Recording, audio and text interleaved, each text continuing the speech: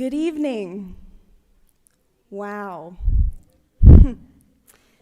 Welcome to the first of what I hope will be many of a Mad Topics panel discussion series. Tonight, we will talk about Obsessive Compulsive Disorder, or OCD, and Attention Deficit Hyperactivity Disorder, or ADHD, in education. My name is Dr. Kinsey Simone, and I am a MAD identified individual diagnosed with OCD. I am so passionate about reducing stigmas towards and increasing awareness of OCD and other invisible disorders like ADHD. And seeing you all here tonight is making a personal dream come true for me. Thank you. First, I would like to remind everyone that this is a Tennessee Tech event, and no tobacco or nicotine products, alcohol, or weapons are permitted. Talking about mental health can sometimes be uncomfortable. While they cannot provide counseling services to you tonight for liability purposes, we do have someone available should you need to be directed to specific resources at any point during the event. A student volunteer at the sign-in table will be able to direct you to this individual. Student volunteers at the sign-in tables can also direct you to locating any additional resources or accommodations or restrooms and the like. To those of you diagnosed with a misunderstood disorder, I am so happy to share this space with you tonight. Treatment for disorders like OCD and ADHD can be a social process, and support makes the world of a difference. This panel would not be possible without the support of our Tennessee Tech sponsors. Thank you to our student organization Solo Fund, our College of Education, and Impact Cookeville for believing in this panel and making it happen through providing the needed support. There are also many individuals who I want to acknowledge for their support tonight.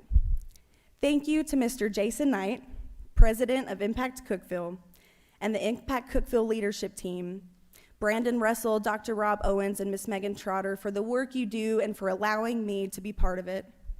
Thank you also for embracing this event, which I know will make an impact. Thank you to the College of Education's Department of Curriculum and Instruction, Dean Zagumny and Dr. Went. This panel would not be possible without your continuous support and encouragement. You also believed in this panel and my research on OCD, and I am so thankful to be part of the College of Ed family. Thank you to our colleagues and students who took time to be here tonight. And thank you to those of you here who love someone with OCD or ADHD or a different disorder. You matter more than you know. This panel provides a very unique opportunity to learn about OCD and ADHD within both a person-centered approach through hearing the lived experiences of diagnosed professionals and within a clinical and practical context. Before I introduce our moderator for the night, I would like to give a brief overview of OCD and ADHD. I will speak first to OCD. Obsessive Compulsive Disorder, or OCD, is an anxiety disorder which includes obsessions and compulsions stemmed from doubt and fear. Those diagnosed with OCD can experience debilitating effects from it. OCD includes intrusive, disturbing thoughts, which can play on repeat and cycle for hours, and are usually surrounding a taboo topic. People with OCD use compulsions or rituals to alleviate these thoughts. Because cleaning is easy, this is a common ritual for those with OCD and therefore is noticeable in what most people associate with OCD, such as through describing diagnosed individual as a neat freak or a perfectionist. While persons with OCD can develop a contamination intrusive thought and therefore use cleaning as a ritual, this disorder is much more complex and is grounded within fear. Dr. Culkin, who I will introduce to you soon, likes to describe it as insidious. We all get intrusive thoughts sometimes, right? The difference between people with OCD and others is that for those with OCD who may experience a random intrusive thought, For those without OCD who may experience a random intrusive thought, they can just go, that was weird, I'm gonna stop thinking about that now, you know? On the other hand, those with OCD may experience a recurring intrusive thought that they obsess over for at least an hour, if not more, and then may complete a ritual to feel better, which may also take hours out of the day. Sometimes we with OCD may not be able to tell if a thought is real or if it is OCD, and that can be very scary. OCD is very misunderstood in medicine, psychology, and the general public.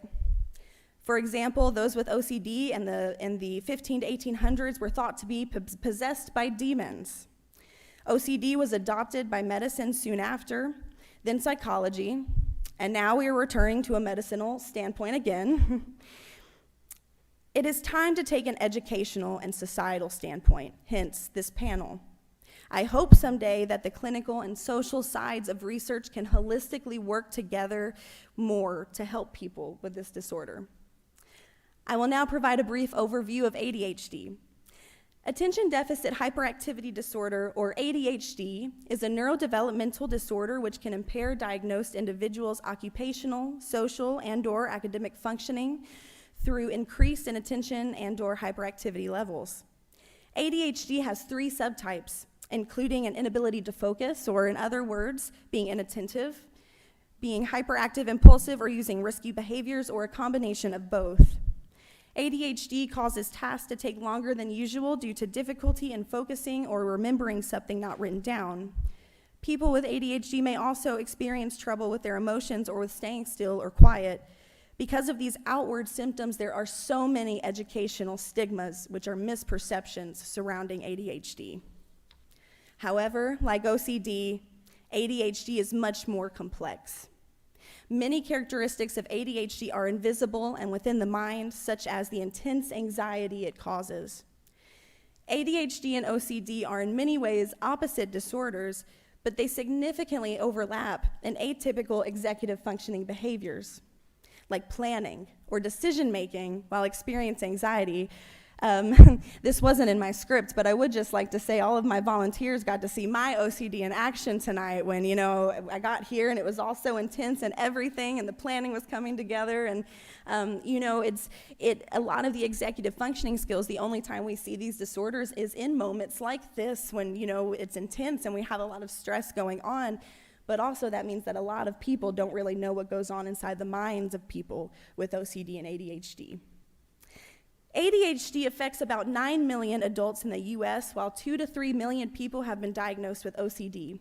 Of those with OCD, over 2/3 have seriously considered or attempted suicide. Why then do we neglect this disorder?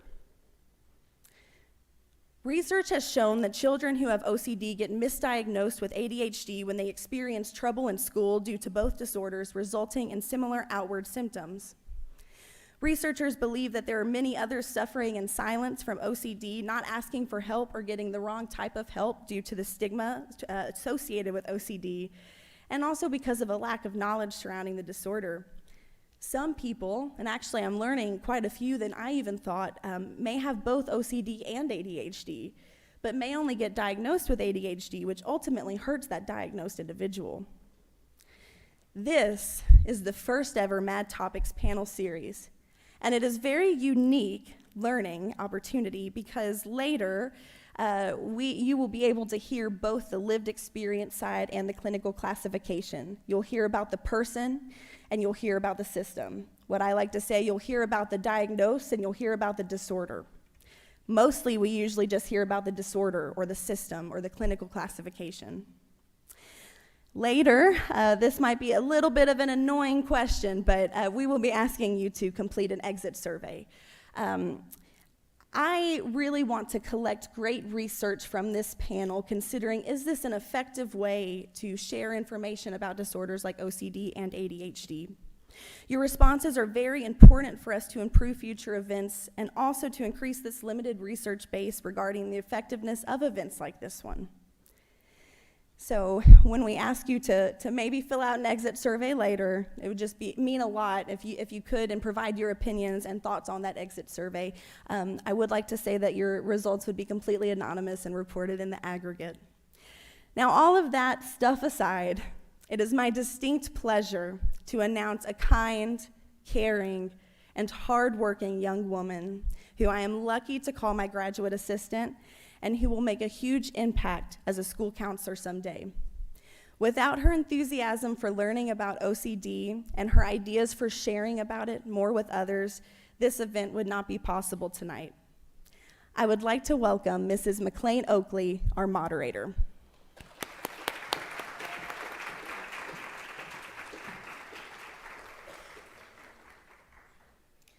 Thank you, Dr. Simone, for that wonderful introduction.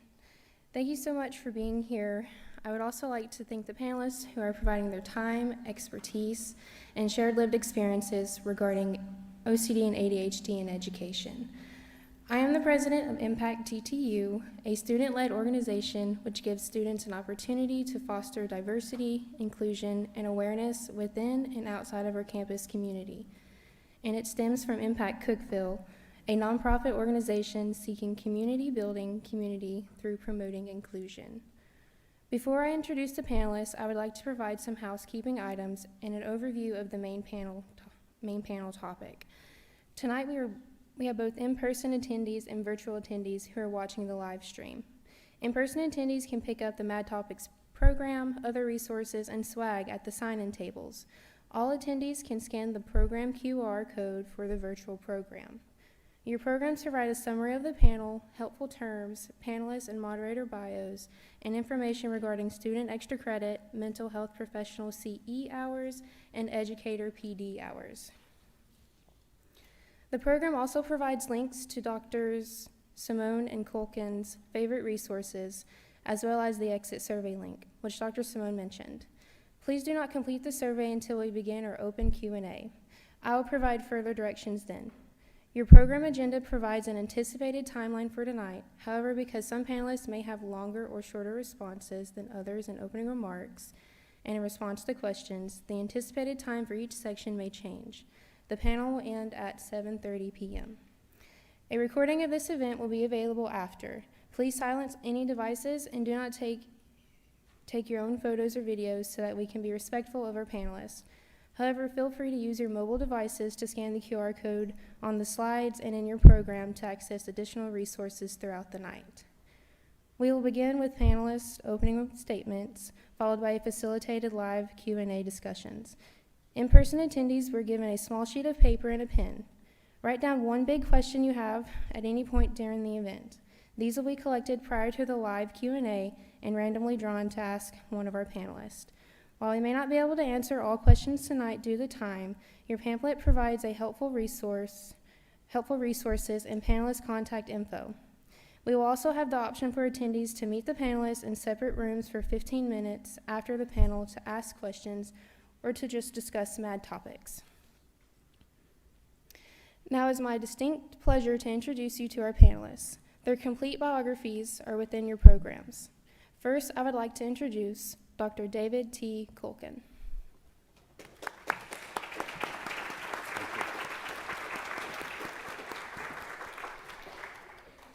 Dr. Culkin is an adult educator and retired Army officer currently serving as an educational administrator at the Army University in Kansas. Dr. Culkin co-authored OCD and Marriage with his wife, Dr. Michaela Culkin, and he will be sharing of the topics of mad studies, sanism, ableism, and the importance of support for diagnosed individuals through his perspective as a researcher and person diagnosed with OCD. Although you just met her, I would like to introduce Dr. Kinsey Simone.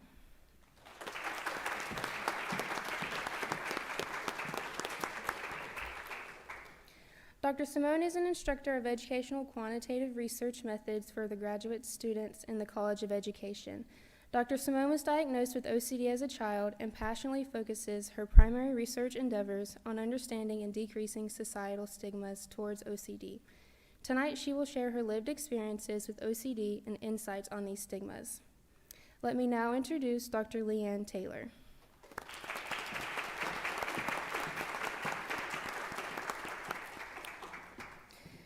Dr. Taylor is a senior lecturer in curriculum instruction, was diagnosed with ADHD as an adult, and will be sharing on her successes, failures, and lived experiences with the disorder. We will now also hear from Dr. Edward Beeson tonight.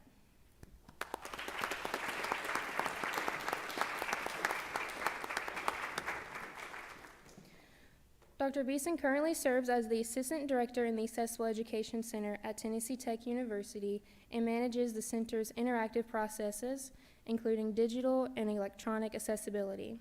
Dr. Beeson will be sharing about disability stigmas and available support in higher education for adults with OCD and/or ADHD. Last but definitely not least, allow me to introduce Dr. Amy Calender.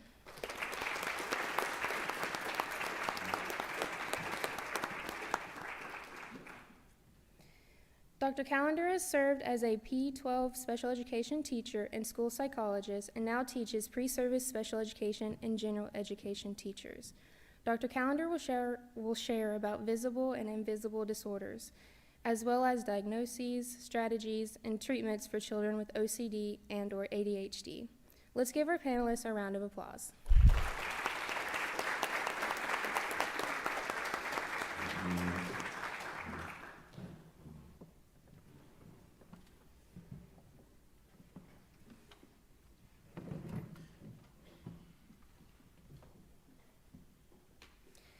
Before moving into facilitated live and Q&A, our panelists will share their opening remarks, in which they will share about certain MAD topics and provide their expertise, experiences, and insights. Dr. Culkin will lead our opening remarks. Dr. Culkin, we are excited to learn from you and are ready whenever you are. Thank you, McLean. Just because no one else can heal or do your inner work for you doesn't mean you can, should, or need to do it alone. That's by Lisa Oliveira, and she's a therapist, but also I think really captures the kind of theme that the message I would like to convey tonight. As McLean said, I'm an adult educator, and I am diagnosed with obsessive compulsive disorder over 20 years ago. Well after my formative years. My therapist at the time also said I have a smidge of autism, so I'll talk a little bit about that as well. But not knowing I had OCD in the first 3 decades of my life really led me to an existential crisis, really a crisis of identity. And I asked myself, how could I be a good person when I had such insidious thoughts all the time? How can I be normal when my mind was constantly going to abnormal spaces? You know, OCD has marked me, like others, in terms of how I understand myself and the world. So I'll focus my presentation today on 3 key themes that, for me, have emerged from these lived experiences. One is defining what madness is, what mad topics are. Next is OCD as an identity crisis. And then finally, needing the support of others, because you can't do it alone, although it does certainly feel like it. But before that, let me provide you a little bit of my individual context and identity. It takes a heck of a lot of courage today for you to come and listen to individuals, to listen to them, how they cope with OCD, ADHD, and related mental disorders.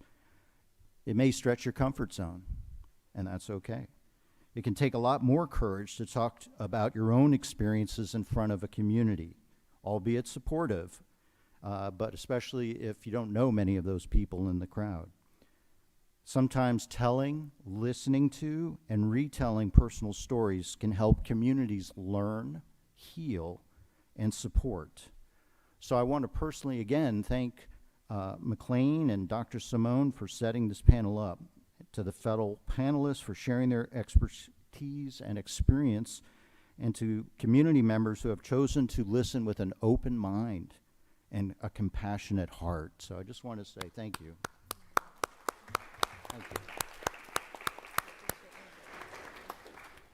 I'd also like to note, and this the lawyers told me to tell this because I work for the government, that my remarks are my personal opinions and observations from my lived experiences in education and do not reflect the official positions of my employer, which is the Army in Kansas State. So a little bit, my wife and I, as McLean mentioned, after we got married, we found out, oh, this little thing called OCD. Okay, well, what is it? What does it mean for us and all this? And we realized we didn't have a lot of resources, if any, to deal with it. And the professionals we sought help from didn't either. And so eventually, through that journey, that's how we came up with the book that we wrote together. As I said, I'm an adult educator. I'm not a psychotherapist. I'm not a counselor of any kind. But I've been surviving with this for all of my life, even though I didn't realize it until about 20, 25 years ago. But that went through me with school, my experience in the military, over 21 years, and now as an Army civilian. And so, but we all work in organizations with human beings, with the challenges and opportunities that come along with that. So I'll try to focus my experiences on that tonight.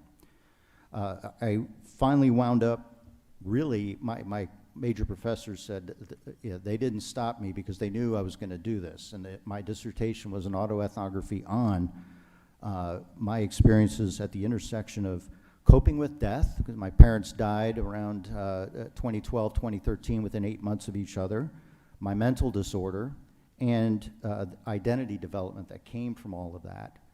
And so I wrote at that intersection, and as a result of that dialogue with my family allowed me to write about it, talk about it in public, and then continue today, not only with the book, but I also write a blog for Psychology Today.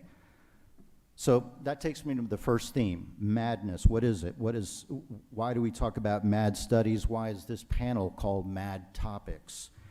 There are a lot of terms out there, and the scholarship is quite scant right now, but especially in the education field that many of us are in on this panel, we use terms that are resounding and emerging right now, such as saneism, ableism, we know disability, but that the perceptions of those terms are changing as we speak. So a synthesis of education and psychology literature highlights just a few points pertinent to our discussion today. The history of insane, the term, related English terms provide some insights into the social views of persons with mental illness, really normally evoking themes of disordered thoughts and behavior, confinement, and otherness. And the Oxford English Dictionary, for instance, describes bedlam as a place or scene of extreme confusion, disorder, or uproar, or chaos. And since the 16th century, the term is alluded to a notorious psychiatric hospital in London, the Hospital of St. Mary of Bethlehem, which later allowed the public to visit inmates for their personal entertainment. As early as 1575, healthcare administrators used the word insane to describe people who were, quote, unable to think, reason, or behave in ways that are considered normal. But that begs the question, what is normal? And put another way, English-speaking societies, at least, have routinely judged people with mental illness based on arbitrary social norms that inform their diagnoses and treatment away from the general population. Now, hopefully social views of people with mental illness have evolved, but there certainly remains work. And that's the mission of what's called psychoeducation. Now, another area is mad studies and topics more recently emerged from civil rights activism and critical disability studies in Western societies, focusing on the needs of persons with disabilities, sometimes known as PWD, more comprehensively. Traditionally, scholars primarily have used medical and functional models to analyze disabilities, and Dr. Beeson will talk a little bit about that. MAD studies in particular in education programs have emerged to counter this traditional narrative and to provide a degree of voice and power to those diagnosed with mental illness. This leads us to other terms such as saneism and ableism, which refer to discrimination, oppression, and othering of people labeled with and diagnosed with mental illness due to an underlying assumption that their limitations lead to inferiority.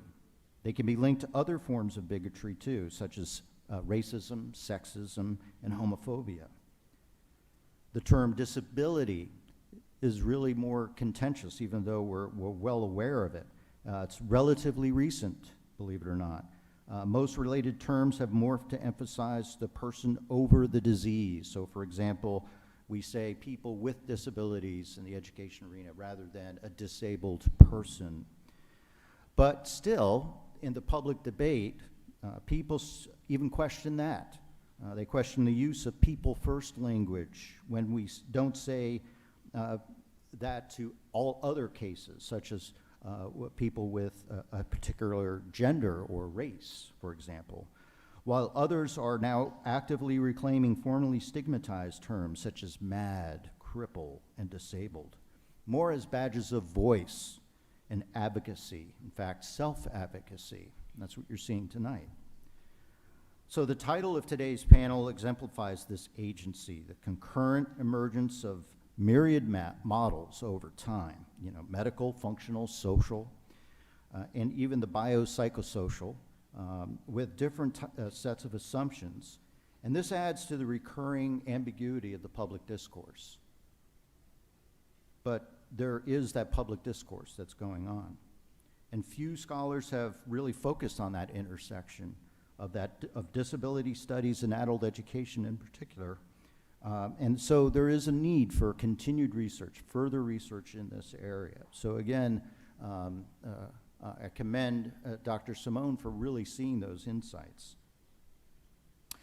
Ross Gordon and Prochnow were two scholars in adult education who really written probably the most really prescient pieces in scholarship on this topic, report that alternative or supplementary models to providing educational and workplace accommodations for those who qualify under the American Disabilities Act and Rehabilitation Act 504 is the creation of courses, programs, and work sites that are designed for greater inclusion. So in this context, the panel really is focusing on notifying participants and loved ones that living with mental illness doesn't mean you're alone. Quite contrarily, it means there are communities of people with similar experiences with whom you can learn, heal, and even thrive. This takes us to theme 2, which is OCD as an identity crisis. There are different social implications of the public dialogue. From my own personal experiences, it was common for people to kind of almost diminish my experiences when, if they said, well, I'm so OCD, I have to make sure all the chess pieces on my board are just so, or, I make my bed just so, and I'm a clean freak and all that. When I couldn't tell them for years, well, if that's all you have, boy, you're lucky, because it almost ruined my life, and I don't know how to explain it other than another survivor like Dr. Simone here, and I get it. It's tough, and then when you hear a medical professional tell you, "Oh yeah, I have OCD too. Yeah, I have those traits," you just want to. It's not fun, This is a person prescribing medicine to you, and you know more about the disorder than he does or she does. So there are people really hurting out there, really hurting. And so that's why I'm convinced the public debate is important, whether you have OCD, ADHD, what have you. Most of these disorders, many of them, are comorbid, meaning they occur with other mental illnesses, such as you could have ADHD and OCD, depression, bipolar disorder, etc. So for me, I was asking myself that identity of, am I a good person? I still ask my wife this day, and she's listening online, am I a good person? And I'm sure she's nodding right now.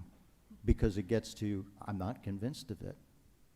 I'm really not, and that's affected our marriage. We've been married over 29 years. Breaking the obsession compulsion cycle then has become a key part in really addressing what we need to do. We, in my case, our marriage, my partner working together with me, because I sometimes can't see it, even though I know something's not going right. So for me, I was more pure O, that's the term for pure obsession. In other words, you're not going to see me cleaning the carpets for hours on end, although some people do. My compulsions, my rituals were more aligned to thoughts and trying not to repeat them. So I'll get into that later.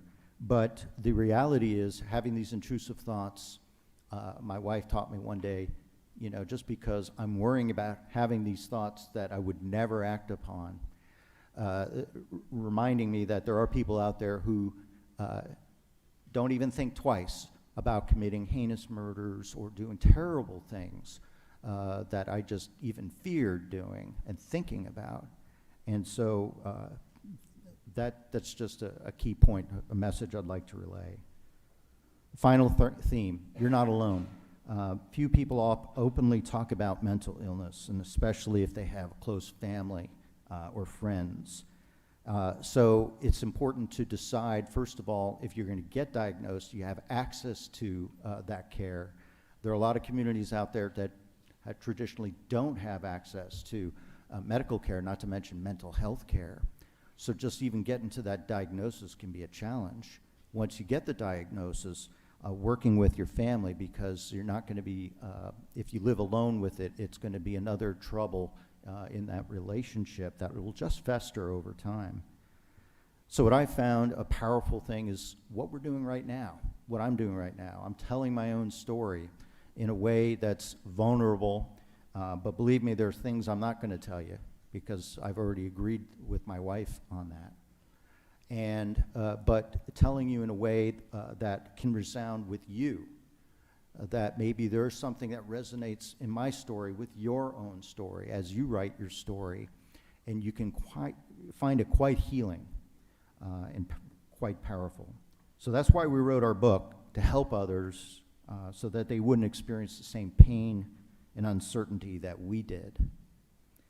So to conclude, I discussed three key themes that have emerged from my lived experiences: defining MAD topics, OCD as an identity crisis, and needing the support of others. And at the end of the day, I want you to know that you're not alone, and that if you or someone you know love suffers from a mental disorder, you can get through it together. And as Lisa Oliveira noted at the beginning in that quote, there are resources and support available. Thank you for your time.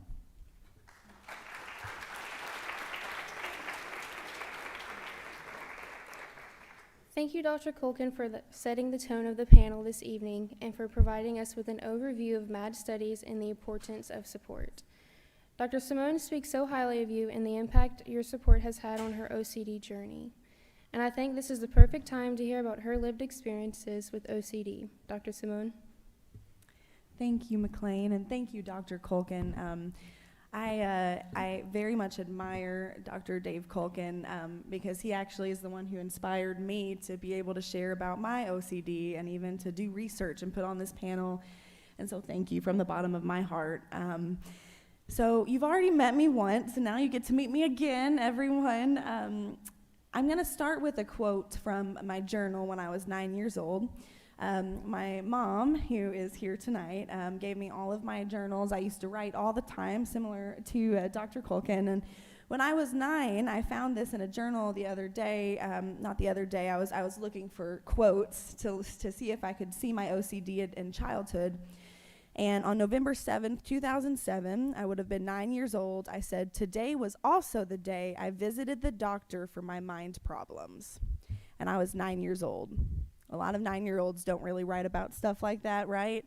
Some of them, I was reading to my husband the other day, and I was like, wow, I had a really messed up mind, but that's OCD. So as you know, my name is Kinsey Simone, and I was diagnosed with OCD as a child. I would like to echo Dr. Culkin first and thanking all of you again for being here. I also want to thank my family, specifically my parents, who saw that I needed help and helped me to get that support, and to my husband, who shares the burden of my OCD daily and with unending grace. I would also like to disclose that I am not a mental health professional and only speak from my lived experiences and from my research, and I hope to do a lot more of that coming up. I cannot speak on the lived experiences of others. I once read an interview statement from a man diagnosed with OCD who said, "If I didn't have OCD, I kind of feel like it would be hard for me to believe that others are being truthful about their experiences.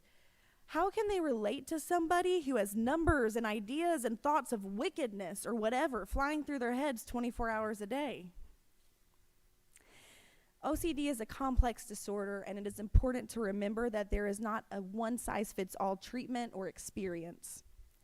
I started experiencing disturbing intrusive thoughts and practicing compulsions, such as the first one was smelling my food repetitively at 7 years old. I actually found another excerpt from 2006 when I was 8 from my diary. "Hi, I have something to tell you. Each day almost, I do a bad choice. Like today, I was playing a game with Stephanie, and she won a card, and I held my card and swung it in a different direction, so she said stop, but I didn't. I am not doing that, at least for the rest of the year. Punish me if I do it tomorrow. I just wanted to tell you." It goes on and on and on and on. Who am I talking to? I have no idea, but I could see that compulsion and that obsession cycle when I was 8 years old. This provides a glimpse of written ruminations in OCD. I asked for help when I was 9 years old during my first OCD attack, when I found myself stuck rereading one line in The Tale of Despereaux for hours. An OCD attack can be the equivalent of a panic attack or the physical effect of OCD brought on by being stuck in a ritual or a compulsion or even in an intrusive thought. Today, I can luckily feel those coming on and hopefully remove myself from the situation before I say something I regret or embarrass myself or just, before that happens. A psychologist and a child psychiatrist diagnosed me with OCD and prescribed me with medication soon after The Tale of Despereaux. I was taught to name my OCD and shove him in a box. I named him Rude Gertrude, and I still refer to him as Rude Gertrude every day. Here is another excerpt from my diary at age 9. This was after diagnosis. "I think I'm doing better with my mind games." Again, I was 9 years old. I shouldn't have been having to deal with mind games, but that is what children with OCD experience every single day. While there is not time to share all, I can share a few examples of how my OCD has changed over the years. As a child, my OCD looked like intrusive thoughts, believing inanimate objects truly had feelings. I would spend hours inconsolable ruminating about how light poles had feelings and that they must be lonely. Now, I laugh about this now, but truly, I truly believed this. I think I even tried getting my mom to stop and pull over the car so I could go hug a light pole. I mean, it's funny, but like in your mind, and sometimes you can't tell they're not real thoughts. It is common for someone with OCD to get stuck within their imagination and become incapable of differentiating what is real and what is not. As a teenager, my OCD looked like highly intrusive, disturbing thoughts which I was too ashamed to talk about and which made me scared of myself. A psychiatrist once said that OCD is among the most terrible of psychiatric disorders and is distinctive and relentless. In college, my OCD looked like making impulsive decisions, pretending I did not have OCD, staying busy to distract from my intrusive thoughts, developing contamination subtype of OCD. I do vacuum for hours on end sometimes, obsessing over a clean apartment and therefore losing all of my roommates. No one wanted to be my roommate in college because of my cleaning contamination rituals. And today my OCD looks like ruminating over my dog's happiness, contamination, others' opinions, being a good person, and targeting my OCD towards work without becoming obsessed over my work. This panel is a great example of that. I actually had to take a step back a couple of times because I got so overwhelmed, but in a good way, and I was like, this can't be OCD because it's positive, right? No, it still can, apparently. I've learned that this semester, everyone. But today, my OCD also looks like patience and grace with myself, love for my body and mind, medication which works for me, a continuous support system, and a strong community of diagnosed individuals like Dr. Culkin, who helped me to not feel alone.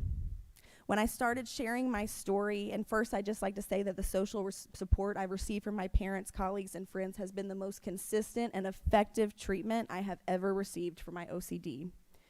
Sharing my story with others helped me to find a right medication, maybe try a new therapist, stop trying to hide my tics, be myself when working for a team. I'm still working on not apologizing for that, and to change my own narrative of being what MAD is.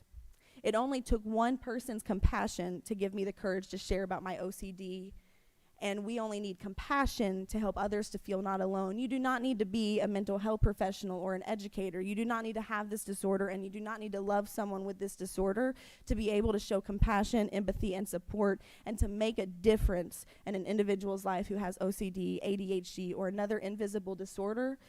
We all have something. We all do.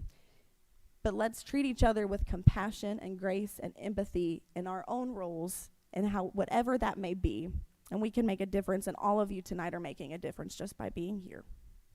While I may not be able to get rid of my OCD, I can choose each day to get better. And I'm sharing my story with all of you tonight because I hope that it provides you with a deeper understanding of OCD that can help us move past the clinical classifications, because a clinical classification never helped me.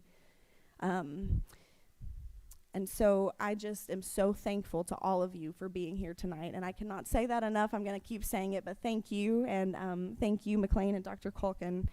Those were my opening remarks.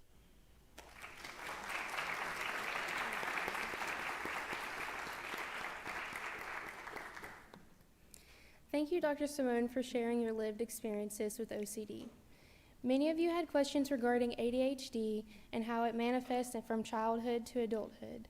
Our remaining panelists will share brief opening remarks, but will address their topics in detail during our facilitated Q&A. Now we will hear from Dr. Taylor regarding her lived experiences with ADHD. Dr. Taylor? Thank you. Good evening, and thank you for coming. We really appreciate your time. It is important that we communicate what we have gone through and where we have been and where we're hopeful to get to. But here is my story that I've never really shared with anybody. So,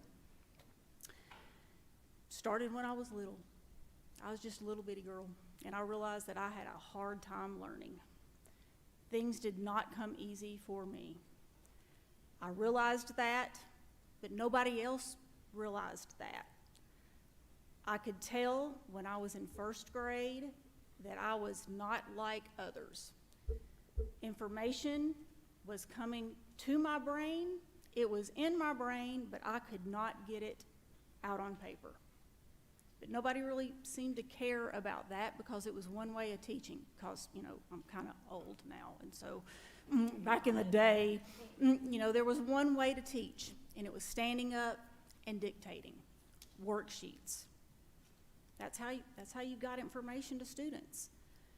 Well, when I realized that I could not get that information down on paper, I figured I would do other things. I was a little disruptive. I was kind of sassy, very talkative, so that earned me a seat in the hallway. And that didn't really help me in the classroom. So the story began. I stayed in the hallway. That was my job, in the hallway, because I couldn't learn like everybody else. And no one had tools at the time, I don't think, to help with some differentiated instruction. So from the time that I was kindergarten to 8th grade, I learned not a whole lot of anything. But then there was high school, and I was real excited to go to high school, let me tell you.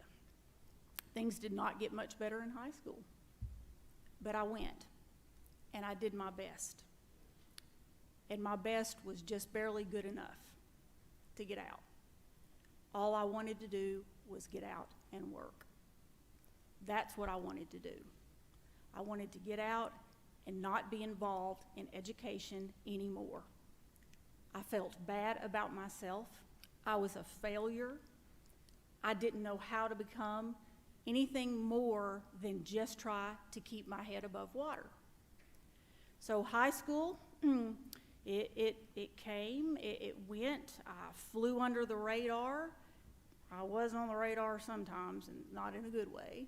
But I did manage to graduate.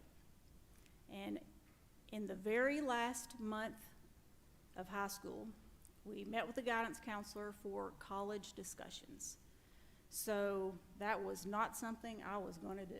I was not going to school. I was finished with school. I was finished with teachers. I was finished with education. Done. So he says, well, we have to do this, Leanne. We're going to have to fill out college applications. I was like, well, yeah, we can do that if we want to, but I'm not going to do it. He says, yes, you are, because we have to do that. But I'm going to tell you right now, you are not college material. I said, yes, you're right. I'm not, and I'm not going. So the day before we graduated high school, my house burnt to the ground. And I had nowhere to go and nothing to do because we had nowhere to live. So my parents says, well, you're going to go to college in August. And I said, well, I'm not going to college in August. They said, well, you're going to have to find somewhere to live between now and August. The whole time that this is happening, my brain is running 1,000,000 miles an hour. I could not figure out how to make things connect. So I interviewed with Camp Easterseal to be a camp counselor because I could live there. And when I got there, I realized that there are students that are learning differently, and they're getting it. I think I can apply some of that. So I did. Little nuggets. Well, then August came, and guess what happened? It was college. So my parents brought me to Tech. I had one little suitcase because I didn't have anything because it burnt to the ground. They dropped me off, Meadows Hall, room 1, and they said, best of luck to you. Here we go. So I started with every remedial class there was to offer at Tech. And I went through every one of them. And I learned everything that I needed to learn in elementary, middle, and high school here at Tennessee Tech. After I finished that, I was able to declare a major, and I was going to be a teacher because I had decided that I was not going to allow other children to go through what I went through. They will not be treated that way. So all of this realizing that I cannot process information like other people. When I became in the upper division, I was qualified to go in there, and it took me a long time, folks, to get there, but I got there. And when I did, the professors here at Tech were modeling ways to learn, modeling ways to get information, and it was not standing up and giving me a worksheet. So I took that information and I applied it, and I began to gather more information about how to build a foundation of knowledge because of Tennessee Tech and the professors here. So after I finished, I graduated, I was done. I had a professor come up to me who said, I have got some great news for you, Leanne. And I was like, I can't even imagine what it is. I just can't. I can't imagine. I had walked through the tunnel after I had graduated with my bachelor's degree, and he was standing there with my parents, who were so proud. And they said, we're so proud of you, Leanne, that guess what? We've got a graduate assistantship for you. You're going back to school. Okay. Thank you so much. I was like, this is not happening to me. But it did. And that's where the journey really took the best turn for me.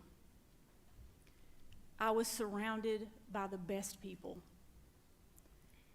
I was embraced with knowledge and help and encouragement that would take me to where I am today.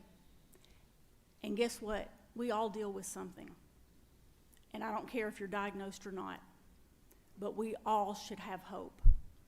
And because I stayed the course and I was around people who cared about what was best for me, I was able to be somebody other than just loser Leanne who couldn't learn to read. And so what I want you guys to know is you stay the course. You have hope, and you build on that, and you don't give up, because we're stronger than the situation. We may not be the smartest one in the room, but that's okay.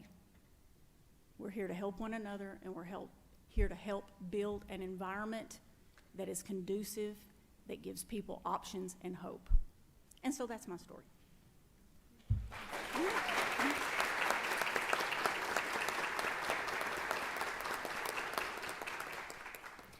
Thank you, Dr. Taylor. We will now transition from topics related to lived MAD experiences and MAD studies to the more practical and clinical side of these disorders in education. Dr. Beeson? Well, good evening, everybody. It's great to see such a crowd out here to talk about this very, very important topic.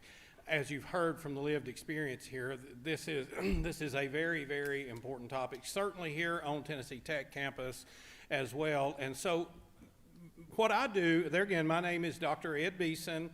I'm the assistant director in what is called our Accessible Education Center on campus. And what we do on campus is we serve students that come to Tennessee Tech campus who have any disability, across the board. It can be OCD, ADHD, or any number of students with disabilities. And I will say the students, as far as the students that we serve through our office, ADHD is one of the top categories within our office. And so we like to think of ourselves as kind of their go-to place when they get to Tech campus. Now, I will say, if you are a teacher or if you're in high school right now, there are some very key differences as far as the approach in coming in from high school versus the college atmosphere.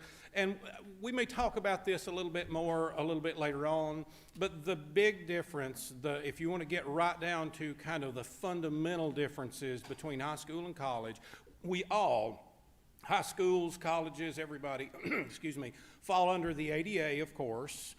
We also fall under the Rehab Act of 1973. High schools, however, fall under IDEA. IDEA is a 1997 law that guarantees free public education, and we don't fall under that in the college setting. And so, without getting into all of the nuanced differences, I will just say this for the opening remarks here. The IDEA allows for modifications in curriculum. It's a very education-specific law where the Americans with Disabilities Act, the Rehab Act, they are more civil rights based. Now, a lot of times we can get to the same kinds of accommodations, but it's coming at it from a very, very different kind of approach. And just to conclude my remarks, I will say this as well. Dr. Culkin talked about the medical side of things. We really do not approach disability in our office at all through a medical, legal model type. We are not clinicians in our office, and we would not dare stand and say, okay, you have this diagnosis, therefore we know what's best for you. We come at disability and higher education from a very social model.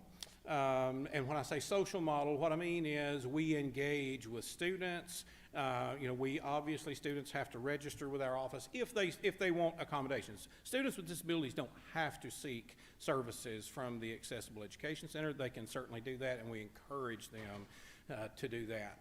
But those students, they come, we engage with them, we engage with faculty members, and we try to get to what is any kind of reasonable accommodation that we can get to. So hopefully we will address that a little bit later on in the program, but I would just like to say welcome to everybody. If you're new to Tech, welcome to our panel tonight. If you're here as an educator or as a professor on campus or as a student on campus, we're very glad to have you here. Thank you.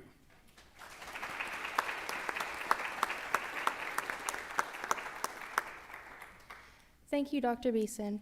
This is a great time to transition to Dr. Calender, who will focus tonight on considerations for these disorders at the K through 12 levels. Dr. Calender? Hi, everyone. Just quickly to reiterate, thank you again for being here. I see lots of familiar faces, including some P12 school professionals, and I'm so glad that you're here. My opening remarks are going to be fairly brief because I have more detailed topics to cover a little bit later in the facilitated questions. But what I really want to talk about, number one, is I am very humbled to be a part of this panel. When Kinsey approached me and asked if I would be a part of this panel, I had no idea that it was going to gain such momentum, but I should have known because Kinsey was doing all of the things. But I'm touched by all of your stories, and I think this is so very powerful because you're giving words to students who don't always know how to communicate those words. It's tough when we're talking. When I was a special educator in the P12 environment before I became a school psychologist, the bulk of the students that I worked with had pretty complex needs. So when I was working with students who had ADHD and OCD, as Dave mentioned, it was often a comorbidity, so an intellectual disability with ADHD or an intellectual disability or autism with OCD. As a school psychologist, I had an opportunity to work with lots of schools and lots of support team meetings, helping teachers, helping schools figure out ways to help better support students and their diverse learning needs in the classroom. Visible versus invisible disability was something that I started talking about early when we were coming up with panel conversations. And because I worked with a lot of students who had complex medical needs and just complex needs in general, a lot of my students had visible disabilities. I worked with a lot of students who had Down syndrome, had a lot of students that had cerebral palsy, used a wheelchair for mobility, visual impairments when they use a cane to help navigate through the hallways. It's easy, or it's easier, for us to have empathy when we see a physical characteristic to your disability. But when you have no physical characteristics that would let you know this person may have a diagnosis, it's much harder for us to be empathetic when you look like your typically developing peer who is sitting next to you. And so children, adults, often feel they are isolated.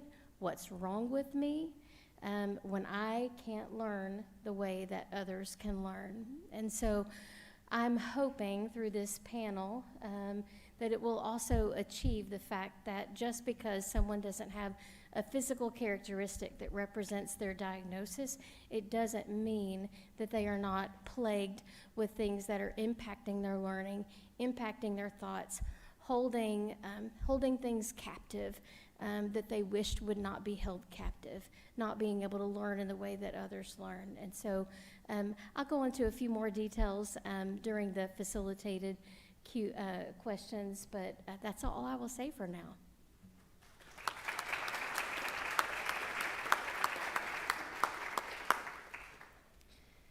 Thank you, panelists, for your opening remarks. Now we will move into our facilitated Q&A section of the panel, in which I'll ask each of our panelists questions which came directly from comments you provided when you RSVP'd.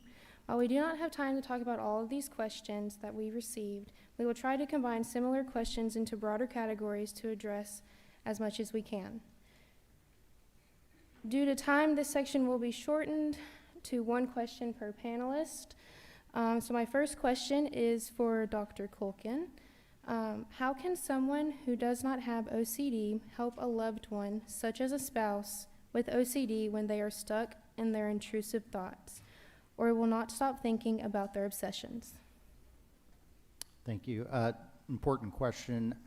I would say the short answer is to, like anything else, love and have compassion for that person. But that doesn't mean cave in to the con.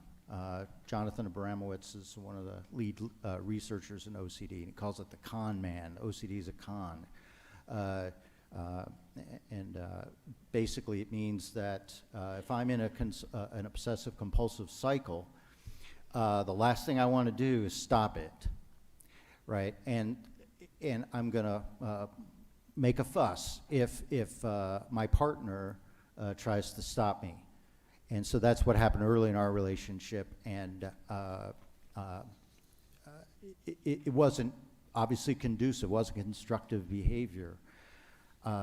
So that was a challenge.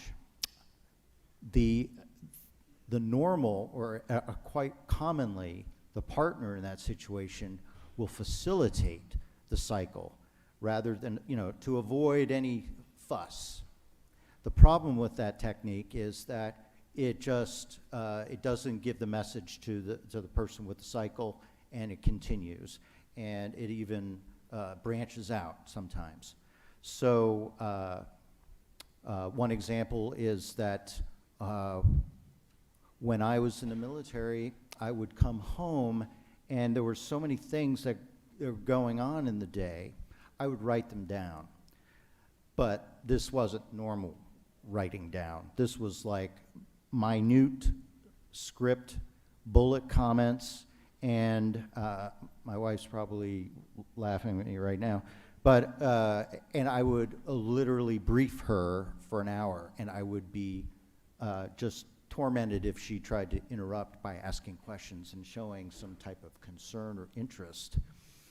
And I would just continue. It'd have to continue until I was done. Why was I doing that? Fear. Fear that I would, I hear all the time that divorces happen because of bad communication. If I didn't communicate with my wife, then it would just fall apart. Now, that's nonsense logic, of course, but that doesn't matter because that was in my brain and I couldn't get it out. And I had to do that. That was the feeling. So therapy and took us to a point where we can get now to a point where if I'm in a cycle, she can tell me you're doing it, or whatever catchword you want. I met a couple that their catchword was Saskatchewan. I'm like, okay. But the point is that I trust her enough when I'm in my cycle, an altered state almost, then that I know that I'm doing it and that she doesn't mean anything mean by it or negative by it. That's taken us 20 years to get to. And it's mostly through what we call the bank of civility, treating each other with respect, saying, I love you and mean it. I forgive you and mean it. And that's hard to do. We all say, I love you, thank you, you're welcome. But if you mean it every time you say it to your partner, that's a little tougher. But it means the world because it builds up that level of trust. So the time when you need it, you can move on with your life at least.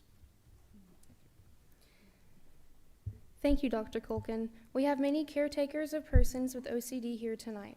And if you'd like to learn more about considerations for marriages with OCD or in which OCD is present, you can purchase Dr. Culkin's book, OCD and Marriage, at the sign-in tables or on Amazon using the link in your programs.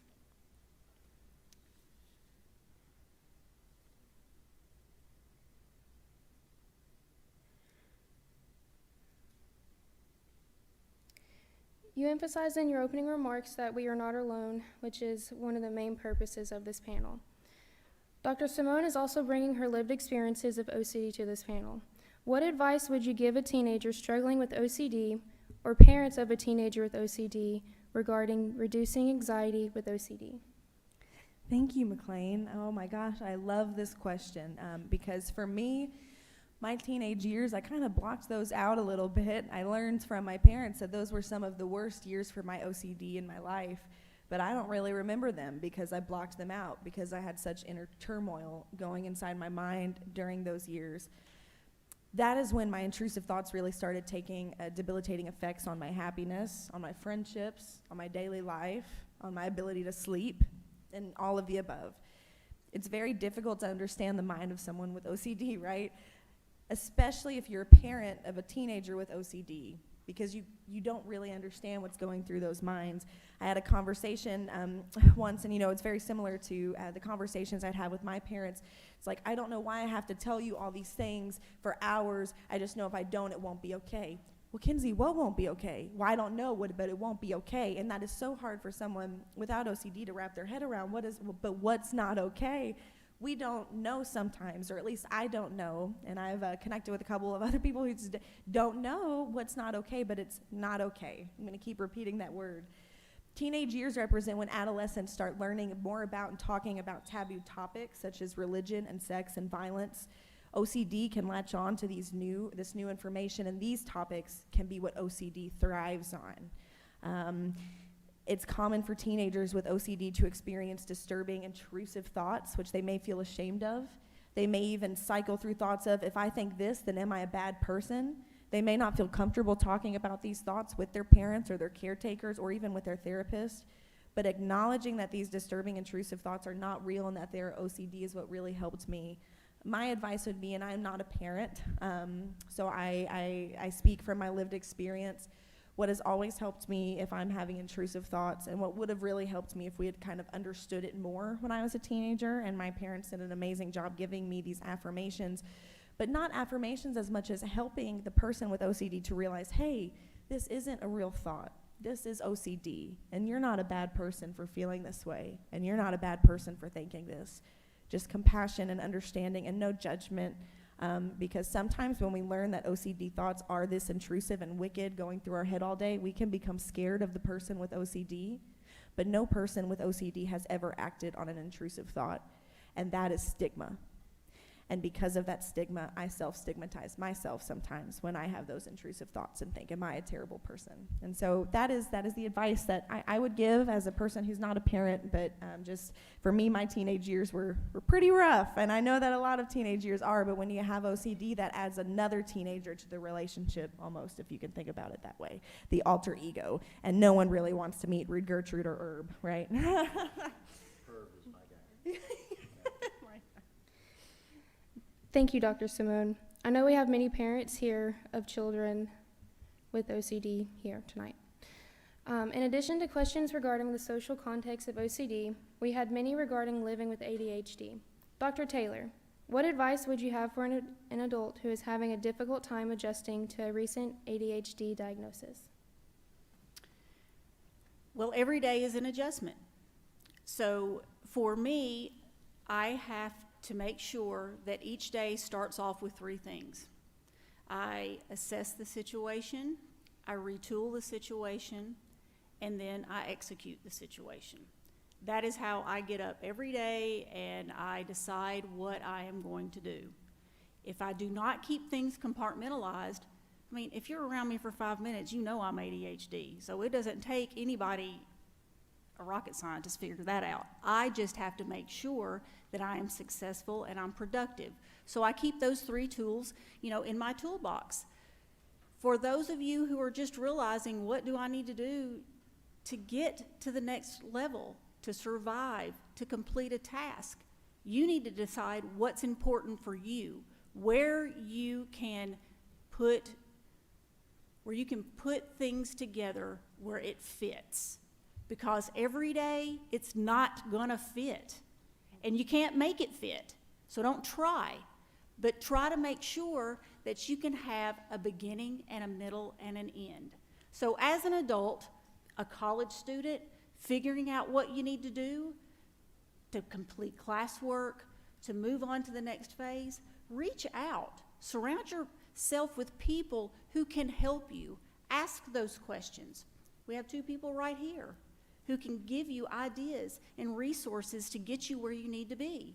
But as an adult, you're always, and if you're diagnosed with ADHD, you're always gonna have it. It's not gonna go away. So you've gotta own it, just like everything else.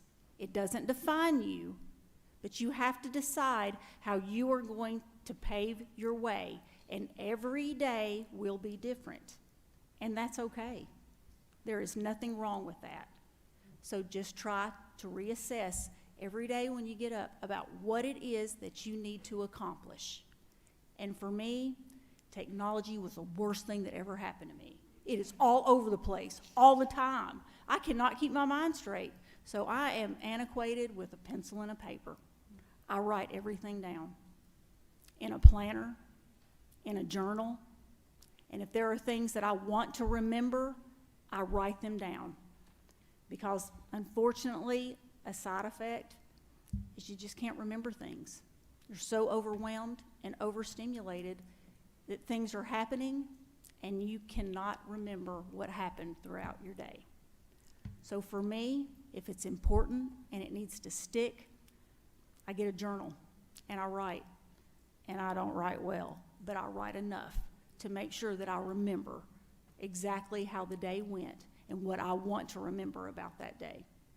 So for you as an adult, find the tools that work for you. And the same tools might not work every day, but you're going to find something that's going to be very consistent. And when you do, stick with it, because then that's a level of success. You've made something happen that you needed to happen to feel good about what you were doing. So stick with it. And when you do, build on that. Surround yourself with people who help you, not hurt you.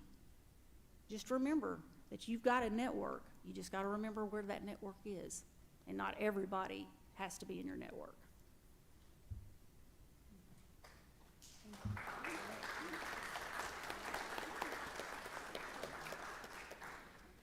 Thank you, Dr. Taylor. I know we have many adults here tonight who are diagnosed with ADHD, and I'm sure many connect to your story. As in our opening remarks, we will now transition from the diagnosis to the disorder, or from the lived experience aspect to the clinical. Dr. Beeson, you're the Assistant Director for the Accessible Education Center, or the AEC. Can you talk about the logistics of getting service in higher education for college students, such as documentation and evidence needed, as well as what faculty can do to best support students with OCD or ADHD who ask for accommodations? Absolutely. So it's actually very simple to get services through the Accessible Education Center here at campus. Now I mentioned in my opening remarks that there's a very different approach, and that's true. But like I said, there's a lot of the services that we can actually get to, the accommodations that we can get to. It may come from a different approach. It may come from civil rights versus the IDEA Act, but we can get to a lot of those same accommodations. All a student has to do when they come to Tennessee Tech is they have to fill out an application and then submit documentation to our office. And I will say that is very different than coming from the high schools. Now, I know a lot of the high schools, students who are in high schools, a lot of times the institution, they are looking for students that they, may identify as, students with disabilities and try to get them resources and maybe even tested for that. When you come to the higher education setting, it's, you're an adult at that point and you have to identify with our office in order to receive services. So we see that. Honestly, we see a lot of students that don't do that. And they may say, I've had supports all through high school, and you know what, I'm just going to do it on my own. And we see in a lot of cases, after about the 3/4 of the way through that first semester, they're coming to our office saying, okay, I was going to forego this, but, I see now I'm actually going to need services. And they come and, nothing is retroactive. Keep in mind, nothing is retroactive when a student, registers with our office. But it's a very simple process. And what I would say to any student thinking of coming to Tennessee Tech is go ahead and get registered with the AEC. It's a very simple form. All we ask is, general information. Tell us about your disability. How has it affected you? In the education setting, what accommodations are you requesting, and then the student submits documentation. Documentation typically needs to come from someone who is qualified to make a diagnosis. We've heard, students they regularly tell us they hear everything from, oh, my IEP will transfer right over into the college setting, which is not true. Or we've heard some students that come and they say they have been told you won't get accommodations in college. That is also not true. You can absolutely get accommodations. The big thing under the ADA is that accommodations must be, quote, reasonable, and they must not fundamentally alter the nature of a program, service, or activity. Well, that's what our office does. If that sounds like a lot of legal jargon and a lot of like big ambiguity, it really is. But that's what our job is. We are here to help you navigate what does it mean to be reasonable. And I can say this with absolute certainty. If you are an individual who has a diagnosis, most likely we will be able to work with you. And, individuals, we keep in mind everything is highly individualized at the college level. We always talk with the student, but some of the common accommodations that we see, for example, that I would say is very common in high school as well is, for example, extended time on exams. We can do that in the college environment. We also have academic coaching in our office. Now, an academic coach is not a tutor. It's more like executive functioning, time management. The coach is working with the student, trying to keep them on track. They're asking questions like, oh, I see you have an exam coming up. How have you been studying? Have you been studying? That kind of thing. We also have a lot of technologies, which we found actually a lot of the high schools may not provide as much technology as we're able to. We have note-taking softwares. We have a lot of other technological supports. So I would just say this: if you are an individual who has a diagnosis, you're coming to Tennessee Tech, and you have received services in high school, or if you've not received services in high school, you don't have to have, when you come to Tennessee Tech, you can almost kind of look at it as a blank slate. Just because you had a certain set of services in high school, it doesn't have to follow you into tech, or it can follow you into tech. It just depends on what the services are. If you're an individual that has just been diagnosed, Dr. Culkin talked about not being diagnosed until he was in his 30s. If you have an individual who has graduated high school and somewhere they are diagnosed and then they decide to come back to college, come and see us, and we can work with you. And what our office does is essentially we work with students who bring us the requests. We also work with faculty members, and we help students and faculty members navigate that interactive process.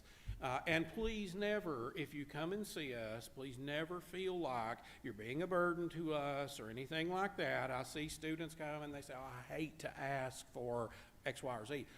That's why we get paid. We get paid to assist students. Now, we may eventually get to, okay, we can't do that specific thing, but we will always work to make sure we're tracking down whatever accommodation request a student brings to our office.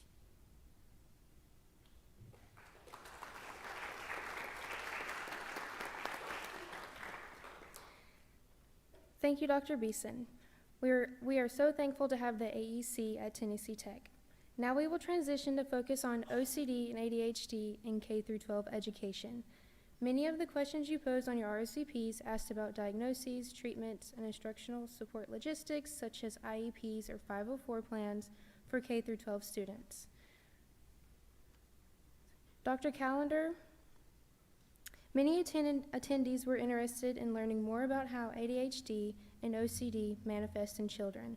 What are some of the characteristics of ADHD and OCD in children, and how are they served in schools? That could be an entire course, and I have just a very short period of time.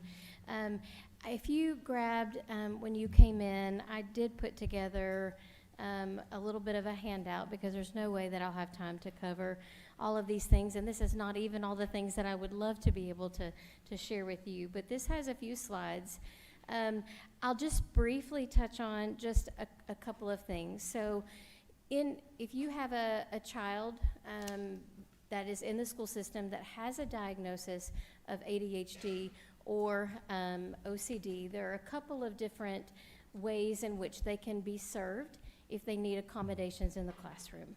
One of those ways, if their ADHD or if their OCD is significantly impacting their education in a way that simple accommodations cannot be provided, then they would meet the qualifications for IDEA. Two different categories. One category for ADHD would be under other health impairment, and for OCD, it's usually under emotional disturbance category. A lot of students also just need a few accommodations, extra time on tests, some preferential seating in the classroom, and a 504, which came out of the civil rights law, could be what they need. And so there's a lot more information about it. There's a slide just dedicated to the differences between an IEP and a 504. There has been a lot of conversation already about the characteristics of OCD and ADHD, so I don't want to spend the bulk of my time talking about that. I do want to mention there's a lot of information out there about ADHD, and a lot of people say, and as Kinsey mentioned at the very beginning, there are just 3 different types that is agreed upon in the scientific community for ADHD. One is the primarily inattentive type, which some people call ADD, primarily hyperactivity category, which is not quite as prevalent. Usually if you have hyperactivity, there's also the inattention piece as well, or there is the combined piece, which means that you have characteristics of both inattentiveness and hyperactivity.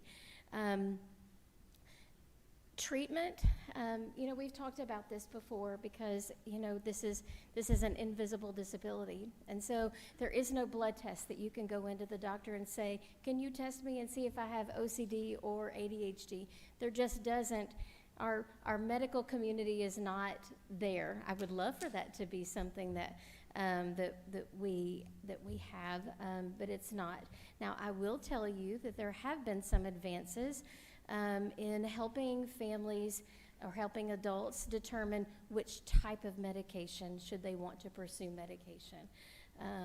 It's called genetics testing, and they do a cheek swab. It's kind of like your own individual fingerprint. It helps lead you to the type of medication that might be more helpful, that your body will respond very well to, because that is probably the hardest thing for families.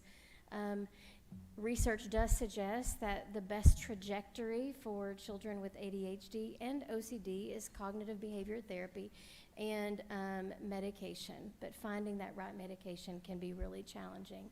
I will also say, as professionals, we should never, ever, ever tell a family that they should put their, especially P12 teachers, we should never tell a family that they should put their child on medication. It's a very, very complicated conversation, and there are a lot of side effects that come with both ADHD and OCD medications, and so that family has to feel comfortable, the child has to feel comfortable, the adolescent, the adult has to feel comfortable with the potential ramifications of those side effects. So there are a lot of individuals that are responding very, very well to medications, but it's a journey. I will just end briefly with a few strategies. There are tons of slides about some really great strategies that you can use at home or in the classroom to help children be successful. There are a lot of overlapping characteristics of what can be successful for ADHD and OCD. I brought just a couple of simple little things to show you. And then if you have other follow-up questions, you can ask me in the facilitated Q&A. But I just wanted to show you, I know this seems really silly, I couldn't find the one that didn't have the little handles on it, but we've all seen these little exercise bands, right? These are so very handy to be able to tie around the front two legs of a chair of a child's desk at school, because then it allows their feet to just kind of bounce back and forth along the band, and it helps them be successful and move in an appropriate way. I also think that having some sensory toys, there used to be a school of thought that if you were doing something else other than listening to me, you were not going to be able to learn, and that is not the case. So you should be able to have something. In fact, this shouldn't be just for a child who has ADHD or OCD. It should be for the entire class, as long as you teach them how to use these tools in an appropriate way. Something else that could be successful is having, sorry about that. Having a simple, like a cushion that can sit in a child's chair. There's some really aggressive nubs, and then there's some more subtle nubs, depending upon how you're feeling for the day. But it allows, it's just inflated enough so that it can allow, a child to be able to sit in a chair and wiggle, but in an appropriate way. There's lots more, but I need to be respectful of our time, so I will end here and leave it for any questions that we have for the panel. Thank you.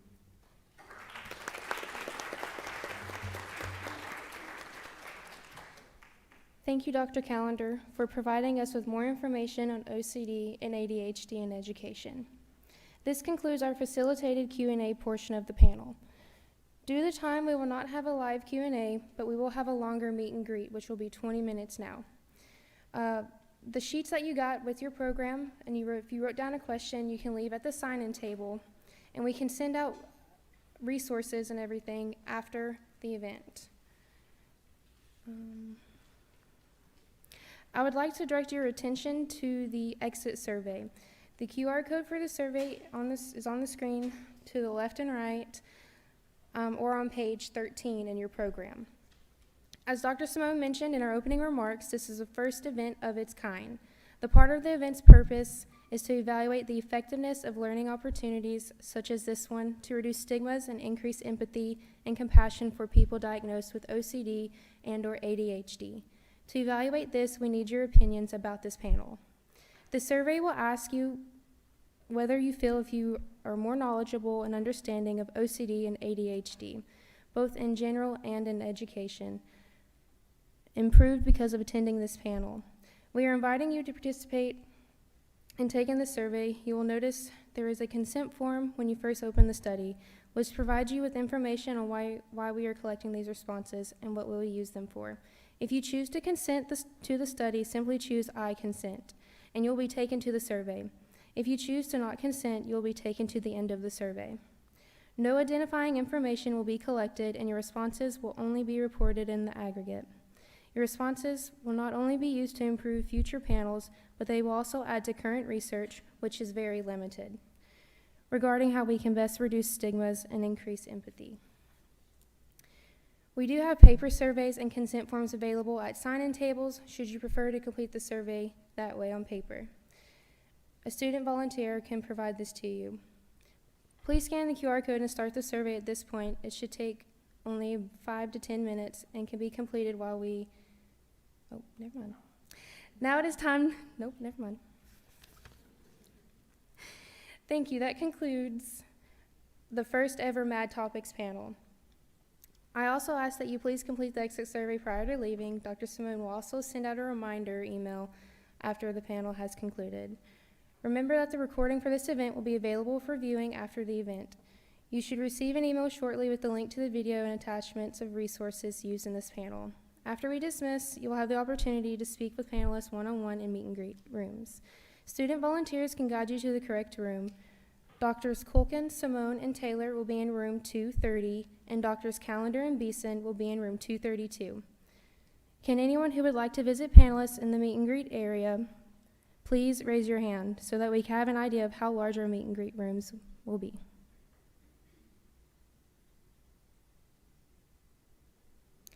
Thank you. The volunteers in your section are in Mad Topics t-shirts and will lead you outside the doors to the outside sitting area after we conclude. They will then take you to the meet and greet rooms. I would like to end by thanking our sponsors, the SGA Solo Fund, our College of Education, and Impact Cookeville. Now let's give a round of applause for our panelists, who have definitely made an impact through sharing with us tonight.